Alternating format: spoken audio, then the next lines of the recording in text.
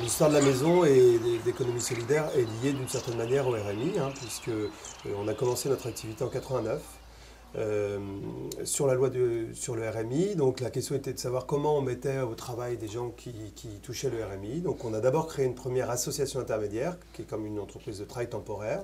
Ensuite on s'est rendu compte qu'on avait une typologie de public qui était liée au fait qu'ici il y avait des anciens ouvriers agricoles, et donc on a créé une SARL Chantier Nature en 92, plutôt sur les espaces verts.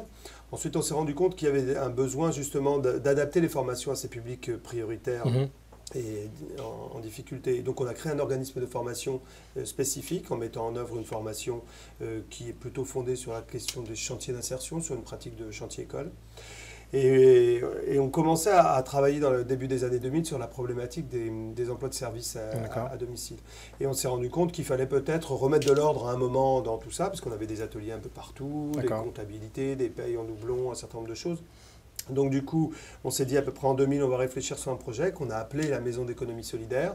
Un projet qui était, un, on construit une maison, deux, on donne une gouvernance à l'ensemble, et trois, on écrit un projet. Quelle forme juridique elle a, cette Maison d'économie solidaire? Alors, c'est une société coopérative d'intérêt collectif. Et quel est l'intérêt de cette société? On a réfléchi, est-ce que c'est plutôt une association, est-ce que c'est une SA, etc. Puisque vous comprenez qu'on pilote en même temps des structures associatives, mais des structures aussi de type SARL ou SA.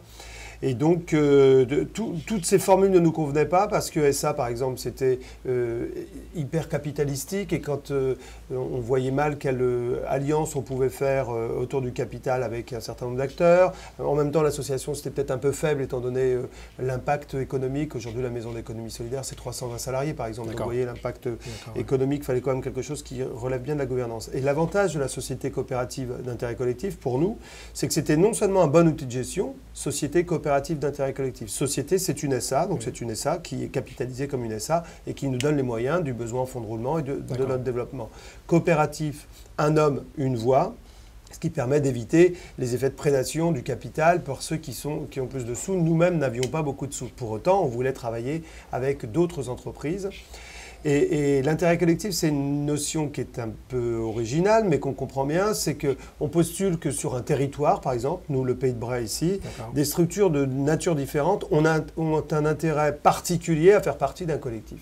Donc j'ai intérêt, moi, en particulier, à aller vers ce collectif, et ça devient de l'intérêt collectif. Voilà. Et ça nous permettait, du coup, que non seulement la Maison d'économie solidaire ne soit pas simplement qu'un outil de gestion, où on mutualisera les payes, les comptas et les ressources régaliennes, mais vraiment une structure à partir de laquelle on peut porter et continuer notre développement économique avec les autres. D'accord. Est-ce qu'on peut revenir sur le fonctionnement de la Maison d'économie solidaire pour un peu plus comprendre, en prenant peut-être des exemples entre les différents projets que vous avez pu mener et comment ça s'imbrique dans cette Maison d'économie solidaire? Vous avez parlé de mise en commun de moyens, de paye, de gestion, etc. Mais comment tout ça s'imbrique finalement? La Maison d'économie solidaire est une holding dans laquelle il y a toutes les fonctions, paye, compta, administration centrale, direction générale. Il y a même ce qu'on appelle le suivi socio-professionnel, qui est une modalité particulière RH que nous avons dans les entreprises d'insertion, qui est dans la holding. Ça, ce n'est pas tellement intéressant en réalité. Par contre, nous avons ensuite travaillé avec l'ensemble des coopérateurs, je pourrais rentrer dans le détail si vous le souhaitez, des coopérateurs, sur un projet qu'on a appelé Demain le Pays de Bray. Et ce Demain le Pays de Bray, il s'est structuré petit à petit vers une vision opérationnelle qui était assez simple. On a vu que dans la Maison d'économie solidaire, il y a deux métiers fondamentaux, les métiers qui sont liés à l'environnement et les métiers qui sont liés au service à la personne. On a donc structuré ensuite, indépendamment des structures que nous avons gardées et qui gardent encore leur unité juridique, on a construit deux pôles d'exploitation. Et donc, vous allez peut-être rencontrer les deux coordinatrices de pôle, le pôle environnement et le pôle service à la personne. Ça, c'est pour l'organisation. Élise Morino, vous vous occupez du pôle environnement au sein de la Maison d'économie solidaire. Que regroupe le pôle environnement? Alors, il comprend la SARL Chantier Nature, qui est une entreprise d'espace vert, la recyclerie et l'Essence du Bray, la nouvelle association sur l'éco-construction. Là, nous sommes situés au sein de la recyclerie. Qu'apporte la recyclerie au niveau du territoire? Alors, la recyclerie, c'est un nouveau service sur les déchets encombrants ménagers qui permet d'apporter une plus-value environnementale dans la gestion de ceux-ci sur le territoire. Ça apporte également une nouvelle activité économique, vraiment une économie locale autour de la gestion de ces déchets, puisqu'on va les récupérer, les valoriser, les revendre. Ça va permettre de créer quelques emplois en insertion. Et c'est un bon support également de formation parce qu'à travers la recyclerie, il y a une palette de métiers assez divers. D'accord, c'est quel type de métier les gens qui rentrent, enfin qui sont dans la recyclerie abordent le stock, la gestion, ce genre de choses? Ils font beaucoup de manutention, de logistique, de gestion des stocks, comme on voit ici, beaucoup de tri. Donc ils doivent avoir quelques notions sur le tri des déchets. Et puis également de la mise en rayon, du contact clientèle, de la tenue de caisse pour la partie magasin. D'accord. En termes de formation, c'est de la formation terrain ou il y a de la formation théorique également qui leur est dispensée? Les deux. Les deux, avec quand même une plus grande part pour la formation terrain, notamment pour toutes les activités de réparation qu'il y a au sein des ateliers qui sont très techniques et qui demandent de la pratique. D'accord. Comment perçoivent les gens du territoire, la population, comment ils perçoivent la recyclerie? Alors ça dépend, mais c'est aussi un lieu convivial, un lieu d'animation sur le territoire, à travers le magasin qui correspond plus à une boutique brocante qu'un supermarché. Et puis ça leur apporte aussi un service nouveau de collecte à domicile. Parce qu'ils peuvent apporter leurs biens ici, vous allez les chercher chez eux? Les deux. Voilà, les deux. D'accord. Et puis c'est aussi un support de sensibilisation sur les questions environnementales. On invite parfois des associations à venir parler de divers sujets en matière d'environnement. D'accord. Au niveau des employés qui y travaillent, ils retrouvent facilement du travail dans n'importe quel secteur, la vente, etc. C'est quelque chose que vous avez pu mesurer ou pas encore? Bon, rien n'est facile aujourd'hui en matière d'emploi, mais ce qui est sûr, c'est quand on arrive à vraiment construire dès le départ un projet professionnel avec le salarié, à partir des expériences qu'il a ici, mais pourquoi pas d'autres choses aussi. Si on met en place les bons outils, des stages, des formations complémentaires, des enquêtes métiers, etc., oui, on peut arriver au bout du projet et trouver un emploi à la sortie. Alors le pôle service regroupe deux associations. Une première association qui a été la première association de la Maison d'économie solidaire, qui est une association intermédiaire, Pays de Bray Emploi, donc qui effectue des mises à disposition de salariés en difficulté socio-professionnelle auprès des particuliers, des entreprises, des collectivités. Donc divers services sont offerts à ces clients. Sur les services, on peut peut-être en citer quelques-uns au niveau des particuliers et des entreprises pour donner un petit peu... Alors les particuliers, c'est essentiellement des services d'entretien ménager, de bricolage, de jardinage. Sur les entreprises et les collectivités, on met beaucoup à disposition des salariés dans le cadre de la surveillance de la cantine, etc. D'accord. Au niveau des particuliers, vous avez aussi une partie... d'assistance auxiliaire de vie. Alors, la Maison d'économie solidaire a développé donc, en 2004 une entreprise d'insertion, Pays de Bray Service, qui du coup a orienté le service à la personne sur l'aide à la personne âgée et handicapée. Donc où on accueille toujours des salariés en difficulté socio-professionnelle en les accompagnant dans un parcours qualifiant, le plus souvent au titre assistante de vie aux familles. D'accord, c'est-à-dire ce parcours il dure combien de temps à peu près? Alors on les qualifie en cours d'emploi, donc c'est un parcours spécifique. Un titre assistante de vie en formation initiale serait plus long, mais comme elles sont en cours d'emploi et du coup elles sont dispensées d'effectuer des périodes de stage, la formation dure 6 mois et c'est une journée par semaine. D'accord. C'est-à-dire que quand ils sortent de la Maison d'économie solidaire, ils sont capables de s'occuper dans des entreprises, on va dire, privées ou semi-privées Donc d'une part, ils ont acquis chez nous l'expérience, qui est un des premiers critères de recrutement dans le domaine du service à la personne. Et puis on les a qualifiés spécifiquement à l'accompagnement des personnes âgées et handicapées. Vous les aidez quand même à requalifier leur projet de vie?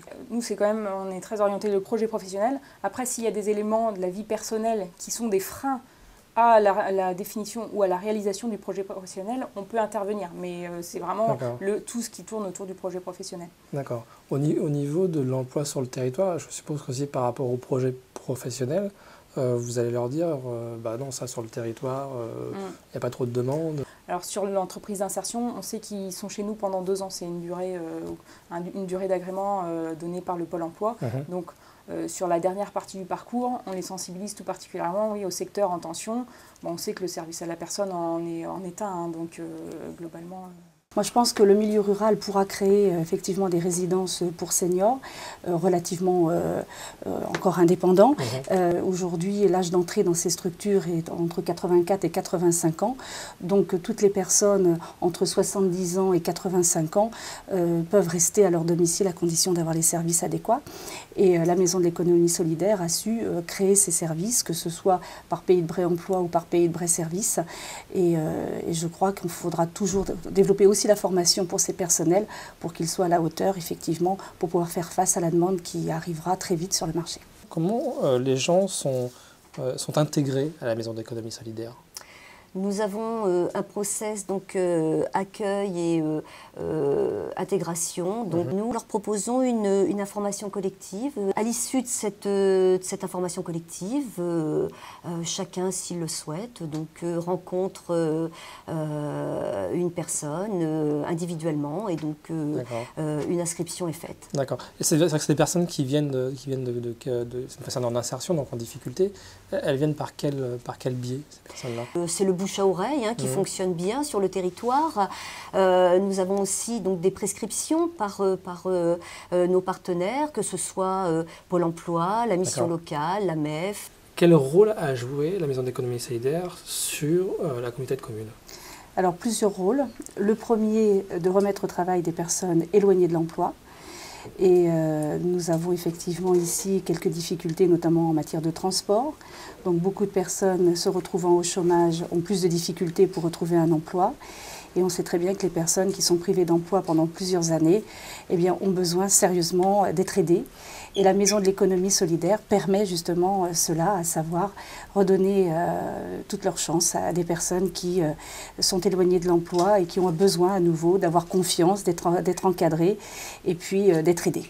Ils ont un suivi également par la Maison de l'économie solidaire, ce qui leur permet d'être épaulés, de se sentir en sécurité pour affronter, je dirais, un nouvel emploi. Nous avons des chargés de suivi professionnel, d'insertion professionnelle, qui travaillent sur nos structures et donc des entretiens sont organisés, soit sous forme individuelle, sous forme collective. Tout dépend aussi des problématiques ou pas à régler. Une fois qu'ils sont intégrés, comment ils évoluent à l'intérieur de la structure? Il y a des chantiers d'insertion, les entreprises d'insertion, il y a les associations.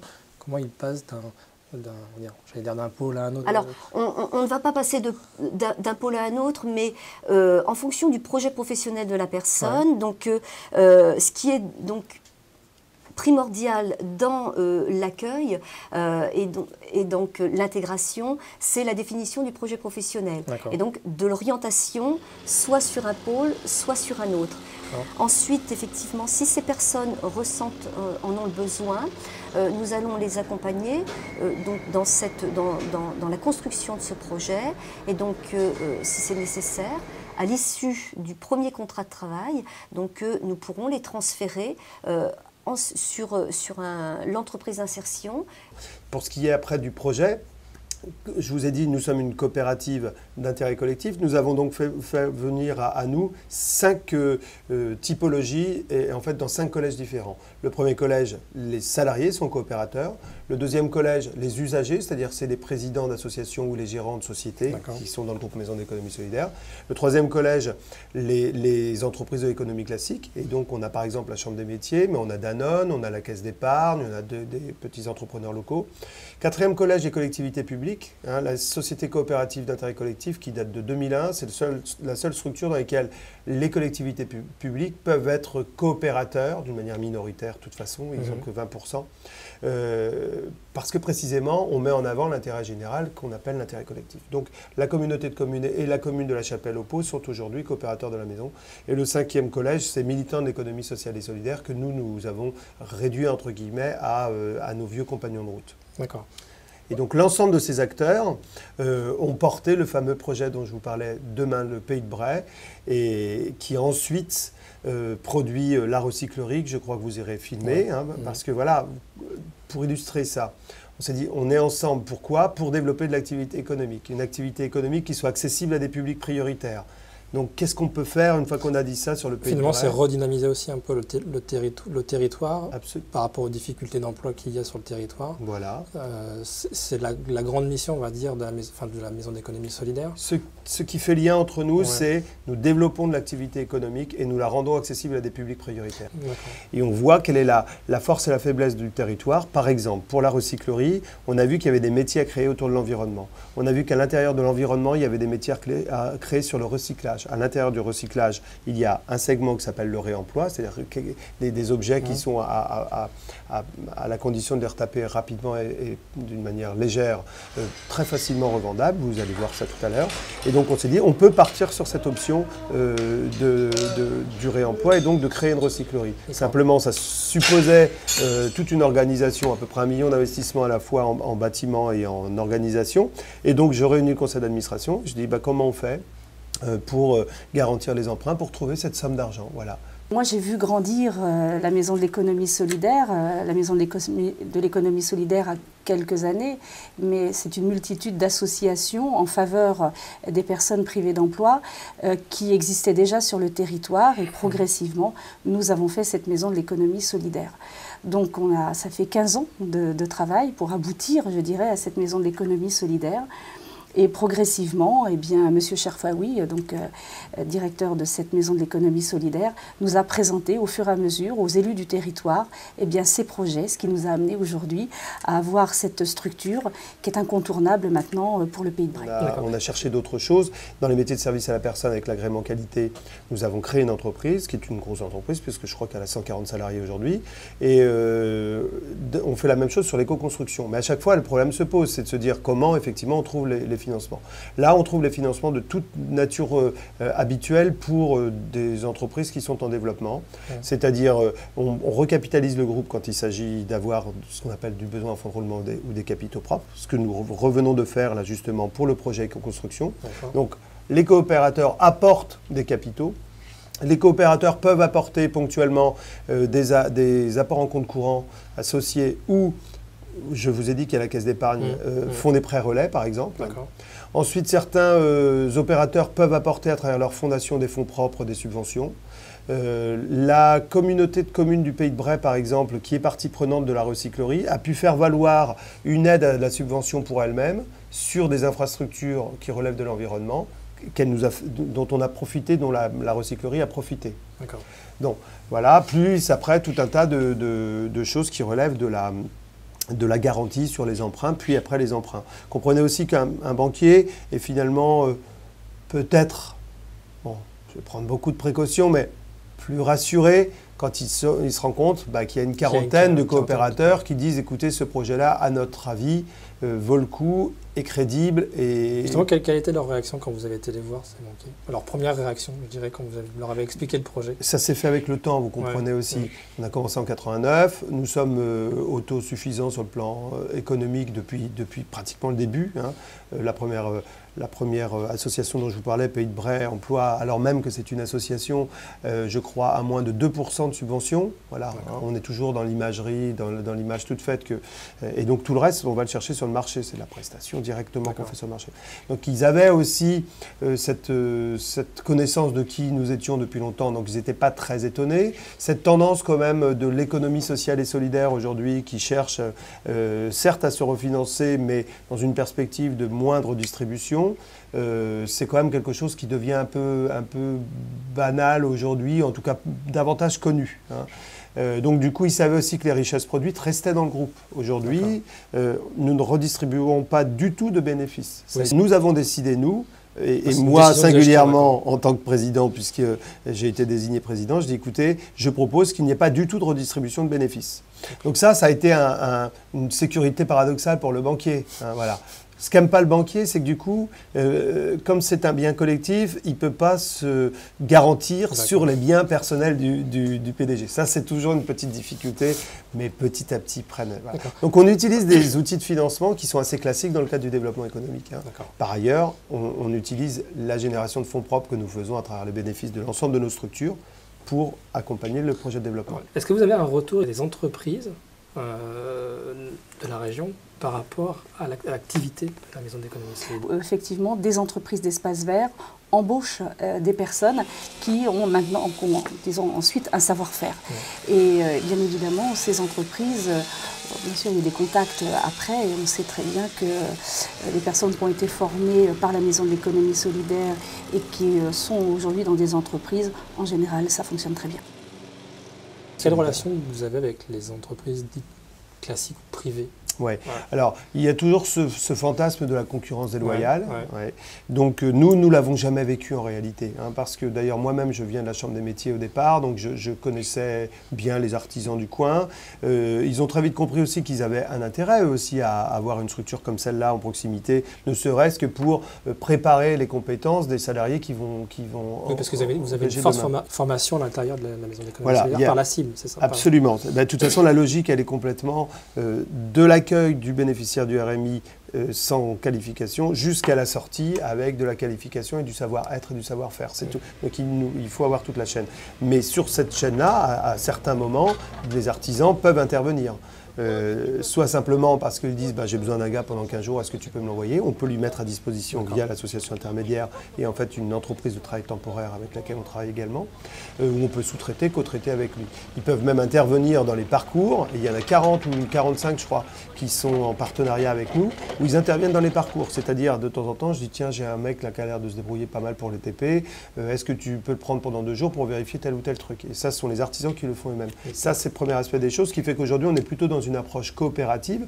Et l'essence du break et l'entreprise d'éco-construction que vous allez visiter, je crois, tout à l'heure, j'envisage que ce soit une coopérative d'artisans, puisque 6 ou 7 artisans sont immédiatement associés à nos projets, à la conception du module que vous allez voir et à l'ensemble du process. Donc les artisans ont presque plus intérêt à coopérer quand il s'agit d'éco-construction, parce que nous n'arrivons pas à produire un bâtiment basse consommation si l'ensemble de la chaîne n'est pas cohérente. Et s'ils sont chacun de leur côté, ils savent qu'ils ne peuvent pas se positionner sur ce marché. Donc ils ont intérêt à coopérer, par exemple, dans la perspective de l'éco-construction. Donc on a essayé de faire basculer ce fantasme de la concurrence qu'on ne vit pas, très sincèrement, qu'on ne vit pas sur ce territoire. Je n'ai jamais eu ce reproche direct. En le transformant en la plus-value de la coopération. Donc la Chambre de métier qui met en avant surtout donc, les activités artisanales recherche donc à travers les liens tissés avec la Maison d'économie solidaire le moyen de retrouver donc, les notions et les valeurs de la petite entreprise et notamment la transmission du savoir-faire. Et surtout donner donc la possibilité à toute personne de pouvoir s'informer sur la création d'entreprise et notamment de pouvoir peut-être se lancer sur des territoires comme le Pays de Bray avec la possibilité de monter autour d'eux tout un réseau de personnes qui contribueront à leur réussite économique mais aussi à leur notoriété. Et est-ce qu'il y a une action concrète, je dirais, de mise en relation entre les artisans du territoire et les gens qui sont en insertion ici? En effet, beaucoup d'artisans donc, de la localité font appel donc, au service de la Maison d'économie solidaire pour trouver donc, une main-d'œuvre ponctuelle et le moyen pour donc, les personnes de l'insertion de retrouver un pied dans l'emploi et dans l'assurance de retrouver des compétences différentes. D'accord. Johan Prata, vous êtes responsable du chantier d'insertion éco-construction que l'on voit derrière. Qu'est-ce qui a décidé la mise en place de ce chantier? Eh bien, en 2011, on a détecté, grâce à la Chambre des métiers et de l'artisanat de l'Oise, avec laquelle on travaille en étroite collaboration, qu'il y avait un fort potentiel sur les métiers verts et les métiers liés à l'environnement, et notamment dans la construction bois. D'accord. Quel est le contenu de la formation ou des formations, s'il y a plusieurs formations à dispenser, sur ce chantier? On délivrera à la fin de l'année un certificat qui est issu d'un titre qui s'appelle Monteur en construction bois, qui est sorti en avril 2011, donc c'est vraiment tout récent.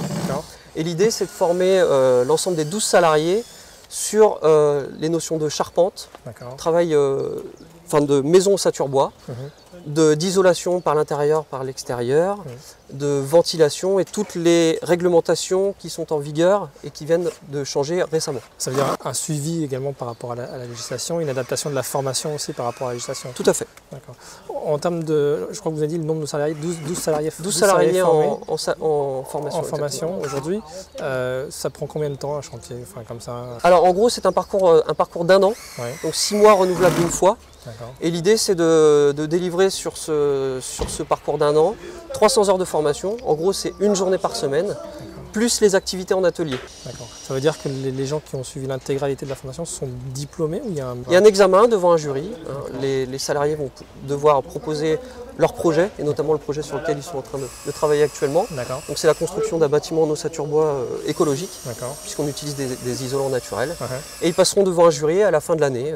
Voilà. Est-ce qu'on peut mesurer l'employabilité ou le nombre de personnes qui seront sur ces emplois-là? Aujourd'hui, on n'est pas capable de dire qu'il y aura besoin de tant de personnes sur le territoire, notamment de l'Oise et de l'Ouest de l'Oise, pardon.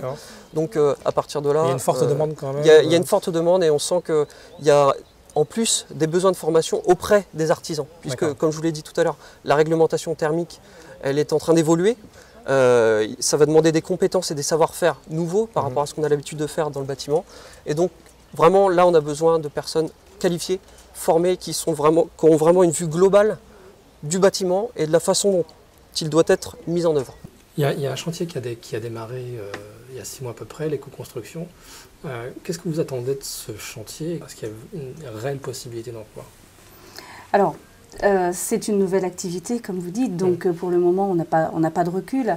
Mais effectivement, nous sommes dans une période où la haute qualité environnementale prend toute son importance.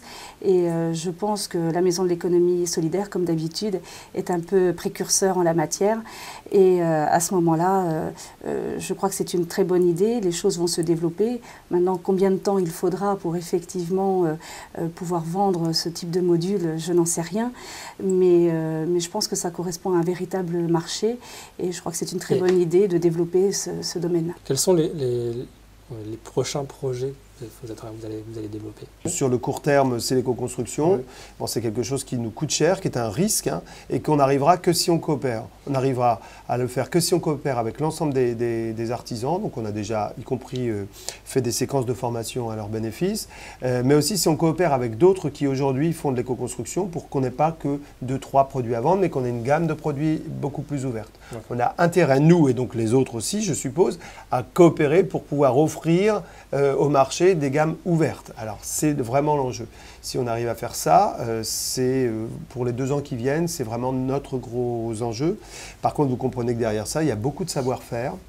Il y a une forte attente aujourd'hui de beaucoup de monde, d'institutions, du monde des métiers à la montée en compétence de salariés sur cette question et de montée en compétence des artisans sur cette question. Donc le premier temps, c'est de travailler sur ce que vous allez voir, c'est-à-dire plutôt des choses qui sont préparées en atelier pour pouvoir investir dans 1 an et demi à peu près le champ de la restauration de l'ancien, parce que là, le marché est énorme. Simplement, aujourd'hui, ni nous, ni les artisans du territoire sont capables d'aller sur ce marché-là, parce qu'ils savent mal faire les devis amont et ils savent mal mettre en œuvre les process derrière, et donc du coup, tout le monde perd des sous là-dessous. Donc ça, c'est l'enjeu quand même à court terme. Et il y a un enjeu qui est plus large sur la question environnementale, sur le pôle environnement, c'est d'essayer de se faire valoir ici comme une plateforme éco-activité. C'est-à-dire que n'importe qui viendrait ayant une question autour des éco-énergies, des éco-bâtiments, des techniques écologiques douces, etc., pourrait venir ici. On aurait une réponse de formation, on aurait une réponse d'exploitation. Ils peuvent voir, vous allez voir ici, on a un réseau de chaleur, par exemple, de copeaux de bois. Donc, ils verraient comment fonctionnent des entreprises sur ces éco-activités. Et ensuite, ils auraient déjà quelques pistes sur l'innovation, parce que je n'ai pas parlé de ça, mais le fait d'avoir créé cette holding regroupée permet d'une manière collective d'avoir un secteur R&D, à la fois sur des process économiques, sur de la méthode d'exploitation, mais sur ce qu'on appelle aussi l'innovation sociale. D'accord. C'est-à-dire que vous pouvez aussi accéder à des fonds européens pour ces innovations. Voilà, de la même manière que Matra ou que n'importe qui. C'est beaucoup plus difficile pour nous, parce que Oseo, aujourd'hui, pour 99,9% de ses financements, ils font plutôt une entrée par l'innovation technologique. Et vous voyez bien que nous, si on réussit notre éco-construction, ce n'est pas spécifiquement sur l'innovation technologique, même s'il y en a dans le bâtiment qu'on a ici, mais ce sera plutôt par l'innovation du business model et du rapport à son territoire et à ses réseaux économiques. D'accord. Et donc ça, c'est plus compliqué à trouver des sous pour ça. Mais enfin, on se débrouille. Mais ici, moi, je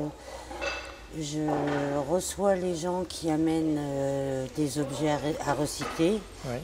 Donc nous, on est là pour trier, pour rénover et pour mettre en vente. D'accord. On va chez les gens, on fait des débarras. Il y a beaucoup de manipulations et il faut absolument savoir tout ce qu'on a dans le magasin pour pouvoir bien renseigner les gens. Tout ce qu'on a en stock aussi, parce que des fois, comme on ne peut pas tout mettre dans le magasin, il faut savoir dès le départ ce qu'on a de disponible ou pas.